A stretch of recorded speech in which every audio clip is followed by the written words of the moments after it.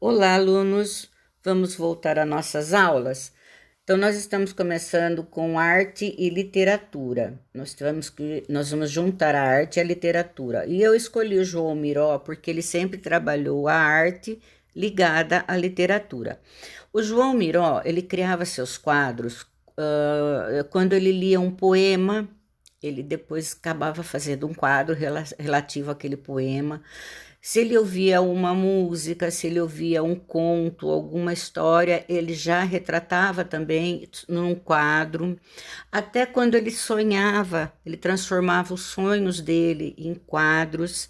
Então ele era muito assim ligado à literatura, tanto que ele tinha na casa dele uma coleção de livros que não podiam nem ser abertas as cortinas do quarto onde estavam guardados os livros, porque para não danificar. Se batesse o sol, podia danificar, de tanto que ele amava livros de poesias e contos.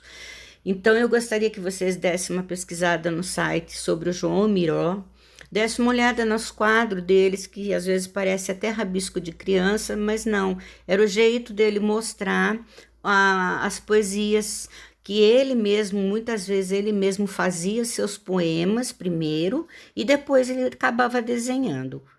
Então, após um pouco dessa explicação, eu gostaria que vocês, se vocês já leram algum livro que vocês gostam e tenham na memória, façam um desenho retratando esse livro que vocês leram, como João Miró fazia.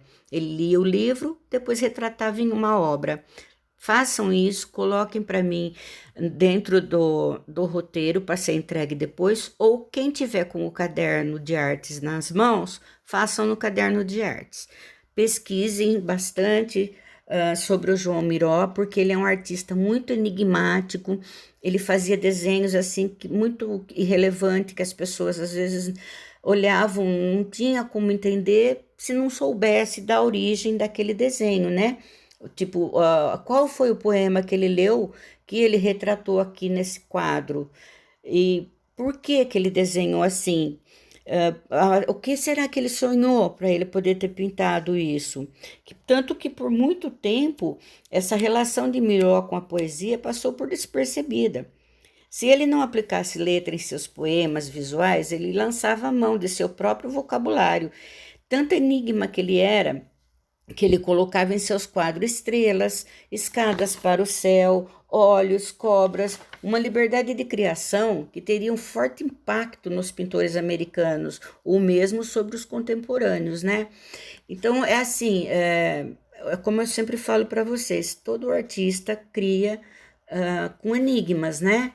Às vezes eles próprios sonham alguma coisa e retratam aquilo, e às vezes eles próprios não sabem até identificar muito o que foi aquilo, como é de onde surgiu, de tanto quadro que eles criam, né, gente? Então eu gostaria de ver se vocês conseguem criar um quadro relativo a algum livro que vocês leram e que vocês gostaram bastante. Então tentem desenhar. Olha, o João Miró desenhou até a idade dele da velhice, sempre dessa maneira, parecendo assim uns rabiscos de criança. Então eu acredito que vocês vão fazer quadros maravilhosos. Acredito na criação, na criatividade de vocês. Acredito muito porque vocês são muito criativos e eu gostaria que vocês entrassem no site do Miró para dar uma olhada nos quadros dele, porque tem bastante, gente, bastante. E aí você pensa, poxa, eu que pensava que não sabia desenhar, e o Miró acabou sendo um artista famoso com seus quadros, então tá aí, uma grande, um incentivo muito grande para vocês entrarem no nosso mundo da arte. Ó, boa aula para vocês, leiam, façam a nossa atividade com bastante criatividade, que depois em sala de aula a gente vai contar para os nossos amiguinhos, né? Por que que a gente fez aquele desenho, qual foi o significado daquilo tudo. Estou com saudades, gente. Logo a gente volta, se Deus quiser. E eu acredito que eu vou receber bastante lição de casa, como a gente diz, né? Com bastante criatividade, com quadros lindos, maravilhosos, histórias lindas e maravilhosas que só vocês vão saber fazer para mim, tá? Beijo e até lá.